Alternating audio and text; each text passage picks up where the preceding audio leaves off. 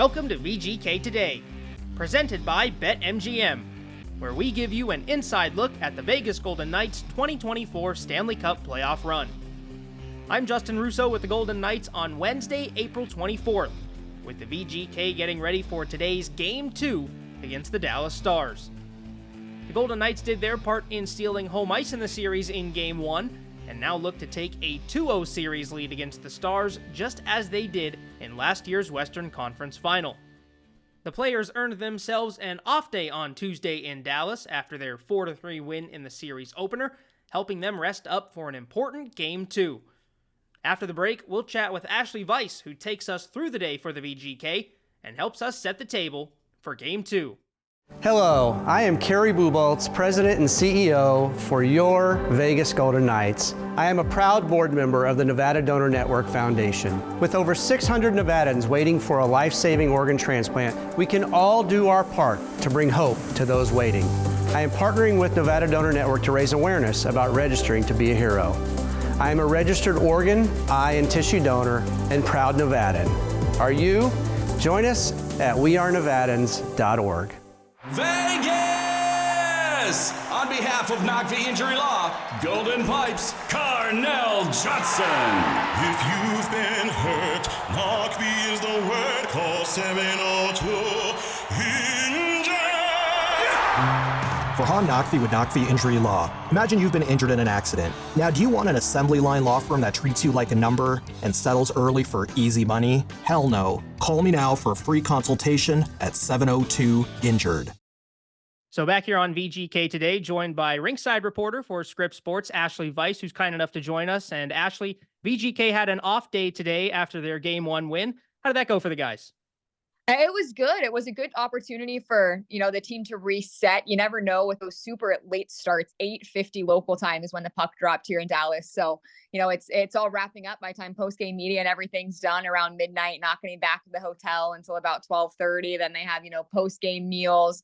And then you have to unwind, right? It's funny. I think even as broadcasters or fans or anyone in a game, you come home from a playoff game and it takes you a while to get that energy level down. So I can only imagine what it's like trying to go to sleep as a player after that. So a slow moving morning for them, but had their breakfast, had a team stretch, team meetings. I know that some guys were able to kind of unwind by hanging out in a nice little courtyard. It was a beautiful day here in Dallas. Some guys just, unwinding, hanging out by the pool a little bit this afternoon, getting their treatments done, and a big team dinner tonight at a steakhouse here in town. They had a team dinner at the hotel the first night that they arrived. So that's another thing that's just really good about this time of year. It really is a really good bonding opportunity for the players. And I think that's why you see teams get closer and closer as playoffs go on, especially new additions. Like by the end of the postseason last year, you never would have known that, a guy like Ivan Barbashev hadn't been there all along. And it's those dinners and those memories made not only on the ice, but off it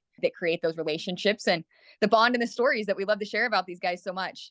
Well, a well-earned steak dinner after a nice Game 1 victory. And, we were unsure at how Game 1 would go, given they were a bit shaky down the stretch, but they flipped that switch as they seemed to think they could, and they did in that Game 1 victory. But, you mentioned Ivan Barbashev from last year, and I think this year we have to talk about some of the additions, especially in Tomas Hertl, who gets his first playoff goal with the VGK last night. How has he been acclimating to the team? And, of course, he had his first action with Mark Stone last night, who was returning himself. But what have you seen from Tomas Hertl? It's crazy on the ice as advertised. So I don't want to take away from how impressive it is that he's acclimated as quickly as he has on the ice, but the relationships that he's built off the ice, it's hard to even honestly put into words, but you ask any person about him on the team, any coach about him, and people's faces light up immediately talking about, what a happy guy he is, that he's in the best mood all the time. And then you take into account that this is the first time he's been through this kind of experience. You would never know it. If it's put any kind of, stress or if there's been any level of discomfort, you just would never know. He seems so happy to be at the rink at all times. Just one of those people that really does seem to never have a bad day. And if he does, he doesn't show it. And something that's been really cool to see develop is the friendship between him and Mark Stone. I know that when, Hertl was first acquired, a lot of people brought up that I think his only career fight was the fight against Mark Stone a couple years back, Well, Mark Stone, I believe he picked him up from the airport, because I know he picked up multiple of the new additions to the airport when they arrived in Vegas. And, I was told that those two were going to lunches, dinners together on a regular basis. And they kind of confirmed that. And it'd be cool to be a fly on the wall, some of those conversations. You heard Mark Stone talking about it after the game. And Tomas Hertl said the same thing as well, but, just talking a lot of hockey. So, it's clear that they were both itching to get in the lineup. And, Hertl did say that he thinks that just knowing what someone is like to communicate with and to talk to off the ice does go a long way when you're trying to jump into playoff action. But also just two guys with really high hockey IQs. And I think that stood out there pretty quickly. Of course, Mark Stone wasn't 100% satisfied with his game. I think he's kind of the player that's always going to be that way. Always going to be that way a little bit. But I remember last year too, though, he took that huge step between his first game back and game 2. So curious to see if that's, kind of something similar that we see tomorrow, despite the fact that he scored a minute and 23 in, right? So you can't complain about that from that perspective. Yeah, it's funny looking at the goals where he gets one, Tomas Hertl gets one, and then all they have to say after the game is, well, we left a lot on the table and there was a lot to still improve upon. So it takes you into the mindset of some of these guys and how they assess the game versus how it might look to us on television. But, you talk about the game 1 victory, and Gary Lawless said yesterday that it was kind of an unknown for this team where they had to figure out how things were going to fall into place and how the pieces were all going to gel. And the fact they got a win is just a bonus on top of everything, because now they have that win in their pocket. And they have 3 home games remaining that they can control the series with. But we look forward game 2 today. And what are some adjustments that you think we can expect from the VGK in this one?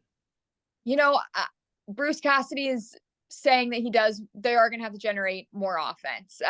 They do feel like they generated much more than the shot total show. He said we're not a high shot volume team. So that's not something that he's harping on, necessarily. But they do know that they're going to have to generate more scoring opportunities, more grade A scoring opportunities, he felt that they did make life difficult on Jake Ottinger at times, just getting bodies in front of the net, getting rebounds, things like that. So they definitely will look to continue that. I expect to see the physicality continue to ramp up. They were happy with that part of their game, but they're also a team that knows how much that can wear a team down as the series goes on. So Nick Waugh is the one who kind of drove the bus with that last game, which, he's on that line. You expect that to be the case, but maybe look for some others to kind of follow suit there, I guess. As things get more physical, that things are going to be emotional on the side of the Dallas Stars. And that's not something that this team shies away from. They feel that they're at their best when they're drug into the fight. I guess they were the ones that kind of established the tone early with the early goals in game 1, but also just want to talk about you talking about how you didn't know if they would flip the switch, and it seemed like they did game 1. I think that's something that really stood out. The experience of the Golden Knights, that was my biggest takeaway from game 1. It seemed like even post game, Jonathan Marchessault was very much, like, this is cool, but there's so much to be done, that played it off like, no big deal. And that's exactly how it has to be. Even like a guy like Braden McNabb really stood out to me, and not just because of the goal, but because he's the kind of guy that you appreciate in the regular season. But when it's playoff time, his game is built for playoff hockey, and he might be doing the same things that he does on a nightly basis in an 82-game regular season, but they are so much more important come playoff time. They stand out so much more come playoff time. So, those are the things that stand out and remind you why this team is so successful come playoff time. Well, we know everyone was extremely excited to get a lot of the guys back, but particularly Mark Stone, who makes his return into the lineup. But I want to ask about someone who doesn't have a whole lot of playoff experience. In fact, he just has 1 game under his belt, and that's Logan Thompson. And I wonder, from what you're seeing in the room, the excitement of the guys that he was able to perform in that game 1 win. They're extremely excited for him. I think, Jonathan Marchessault's kind of face said it all when he was asked about it pretty quickly there post game. Those two go at it at practice. In fact, it was that morning skate. Jonathan Marchessault put one past him and is screaming, celebrating. And in my mind, watching, I'm thinking, hey, shouldn't you be like wanting this guy to go in confident in this game? Why are you chirping him and, not only doing everything you can to score on him right now, but then celebrating the way you are. But that's just the way that those two are. They love to keep each other competitive. And then obviously, he was extremely excited to see Logan get his first playoff win. Everybody was. I think one of the best photos I saw is one of him and Ivan Barbashev after the game. There's just such a look of happiness and relief on Logan Thompson's face. He even admitted going in, there was a different level of excitement toward it. He didn't call it nerves, but, said I have to approach it the same. There's a different level of excitement. He had been watching playoff hockey for the 2-3 days leading up to it. And that just builds the excitement, but one can assume that builds the nerves as well. So it's a really good team and close-knit team that he has in front of him that he is also a big part of. So I think that for him, it's probably relief. And I think for everyone else, it's just excitement and happiness. And Jonathan Marchessault even talked about post game that a lot of people have had to face adversity this year, and Logan Thompson's one of them. There were stretches that he wasn't the happiest with his game. So to come in and started off with a win. And another thing, just like the rest of the team, right? It's important come playoff time to be able to win when you don't have your best game. That's what it's going to take. It is the teams that find a way to win. So the fact that he did lock it down after that third goal from Dallas and didn't let that impact him the rest of the way, I think that more than anything is something that he's going to be able to build on, just to know that he's able to in that setting, in that atmosphere. And I don't know how much you could hear through the television, through the radio. I'm sure you could hear it a lot, but those fans were not exactly going easy on him. So they weren't going easy on a lot of people, I guess, not going easy on Mark Stone, not going easy on Logan Thompson. So, to get through it the way he did, I think it'll be really good for him moving forward, so that even if things do go wrong at any point, he knows that he has the ability to bounce back. And I think that makes it even more impressive, given how hostile the fans were, that the Golden Knights are the only team in the first round to get a win in game one on the road. So they went into Dallas and they picked up the win there, despite all the things going on around them. One last one for you, Ashley, because in the first round, the local television broadcasts are still around. They still get to do the games. And I just wonder, from your perspective, how fun is that to be able to do some playoff hockey in the first round? I mean, it's unbelievable. It's always extremely sad when the first round ends, because as much as I enjoy the opportunity, we all enjoy the opportunity to continue providing content like this and content on the digital channels, and, hopefully be on your local news as the playoffs go on. The best part of our job is that live in-game telling you the stories as they're happening. So to be able to do it in the first round, it's the reason that you do it. It's, I know you feel the same way, Justin, with this job. It's a job that it's a privilege to do. It's not a job that you have to do. It's a job that's a privilege to do. And it always feels fun. And if this time of year isn't the most fun for you, then you're not doing the right thing, because you get an opportunity to watch playoff hockey, talk about playoff hockey like we're doing right now. And also, it's my job in particular, when the emotions of the players ramp up, my job also becomes a lot more fun, because our players are very great about being pretty open with us. I feel like you can, especially if we're able to get them for interviews on, kind of an immediate basis. I think that their emotions come through very clearly on camera and in interviews and everything like that. So it all becomes a lot more fun. It all becomes a lot more, just as it gets more important for the players, it feels like it gets more important for us too. And I'm just glad we have so many fans that are watching, following along of the Golden Knights, that tune in, watch the games, listen to programming like this. It's such a special city, special hockey market, special team, special fan base. And again, as you look at the attitude and the mood around the room, really since the time playoffs has been clinched, it's, a lot of belief in that room. And to be around it on a daily basis is honestly inspiring. And I hope that it's something that the fans can feel and can see as well. Well, a big game 2 coming up for the VGK against the Dallas Stars. You can catch Ashley, Dave Gosher, and Shay Knighty on the Scripps Sports broadcast for game 2. And Ashley, thanks for taking the time today. Thanks, Justin. Have a great game 2. A big thank you to Ashali Vise for joining us on today's show. After the break, we'll take a look at what's going on through the rest of the playoffs and see what might lie ahead for the VGK. Listen up! Your share at winning over $500,000 in free fuel and products is just a tap away with the Terrible Social House app. Yes! With a qualifying purchase at the pump or in-store, you can shop, spin, and win directly on your phone. Win free products that you can redeem instantly in-store, or if you're feeling lucky, you could land on free fuel towards your next fill-up. Shop, spin, and win. Download and play today. Terribles. Deliberately different since 1959. Go to terribles.com for more details. Jack Daniels has always made whiskey, and if they have it their way, they always will. But there's one thing Jack can't make more of: moments. Those are on us to create. You see, hockey fans, we only get one shot at this thing called life. So let's make sure we're making the most of every moment, whether it's showing up for our team or sipping a glass of Jack while cheering at the radio. Don't let a single moment go to waste. Make it count. Jack Daniels. Tennessee whiskey, 40% alcohol by volume. Jack Daniel Distillery, Lynchburg, Tennessee. Jack Daniels and Old No. 7 are registered trademarks. Copyright 2022 Jack Daniels. All rights reserved. Before we leave you on VGK Today, Wanted to take a look around the NHL, see how some of the other playoff series are going on, and recap some of the scores from last night's action. Of course, we'll start out in the Western Conference. Couple of games out west yesterday. The Nashville Predators taking down the Vancouver Canucks 4-1 to tie that series at 1 game apiece. And the Colorado Avalanche in Winnipeg getting a win to tie that series at 1 after taking down the Jets 5-2. And a couple interesting numbers coming out of both of those games. First, in the Predators-Canucks matchup, you just look at how much Vancouver was able to get on net in the game, and some of the numbers after it were quite astounding, really. You look at the overall shot attempts, 84 for the Canucks, just 36 for the Nashville Predators, but Nashville got them in the shot block department. The Predators blocked 30 Canucks shots in the game, only allowing 18 to get in on UC Saros, as they picked up a 4-1 win against Casey DeSmith and the Vancouver Canucks, as Thatcher Demko out again for Vancouver, suffering what is believed to be another knee injury, the thing that first kept him sidelined for much of the last part of the regular season.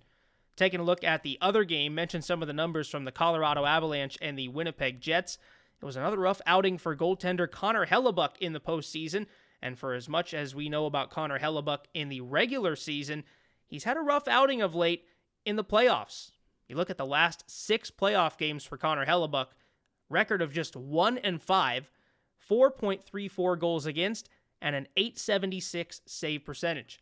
And of course, this is after a game in Game 1 on Sunday where the Colorado Avalanche scored 6 goals and lost because they gave up 7 to the Winnipeg Jets. So when you think about a potential second-round opponent for the VGK and what would happen if they were to win this series, there's some shaky goaltending on the other side of things waiting for them, and potentially an opportunity for a Golden Knights offense and a Golden Knights special teams unit on the power play that is really clicking right now to take advantage of that moving forward in round 2. But, of course, the Golden Knights still have 3 more wins to get to that point, and their focus will remain on the Dallas Stars. Elsewhere on yesterday's scoreboard, we take a look at a couple of Eastern Conference matchups. One of them going to the Rangers at Madison Square Garden, 4-3, as they grab a 2-0 series lead over the Capitals. And the other from South Florida, where the Panthers take down the Lightning 3-2 in overtime on Carter Verhaeghe's overtime winner.